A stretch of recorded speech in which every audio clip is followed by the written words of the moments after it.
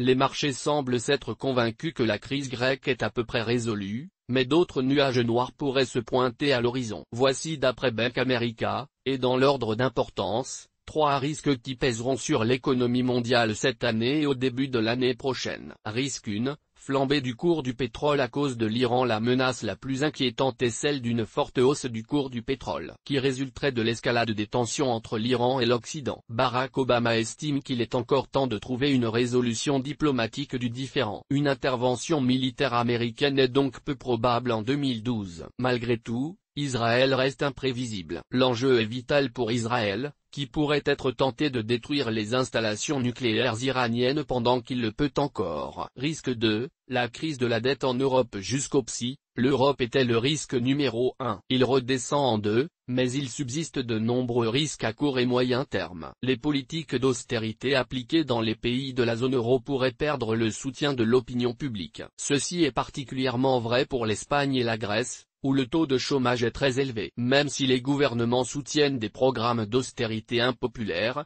ils risquent de perdre le pouvoir au profit d'une opposition plus laxiste. Certains de ces risques politiques pourraient se réaliser au deuxième semestre 2012, voire 2013. Le 25 mars, l'élection régionale en Andalousie devrait voir l'opposition de centre-droit reprendre le pouvoir aux socialistes aux affaires depuis 1982. Le 22 avril, les Français élisent leur nouveau président, et il y a de bonnes chances qu'il soit socialiste. François Hollande ayant promis de renégocier le pacte fiscal conclu en décembre dernier, les marchés pourraient ne pas apprécier une victoire du socialiste. Du 6 au 13 mai, c'est au tour des Grecs de voter. Les socialistes ne se sont pas engagés en faveur de l'austérité. Comme en France, sont en tête dans les sondages. Malgré une situation financière améliorée, réduction de dette et rallongement de maturité, il existe tout de même un risque que le deuxième plan de sauvetage n'échoue. Risque 3, la Chine. Nous avons mis ce risque en 3e position, non parce qu'il est petit, mais parce qu'il est peu probable qu'il se produise cette année. En début de semaine, les marchés ont été échaudés par l'abaissement du taux de croissance officiel du PIB chinois, de 8% à 7,5%. Cela dit, c'était plutôt attendu. La Chine ayant tendance à dépasser ses objectifs de croissance, il est probable que l'économie chinoise atterrisse en douceur cette année. Mais à plus long terme, les plus grands risques résident dans les déséquilibres structurels propres à la Chine,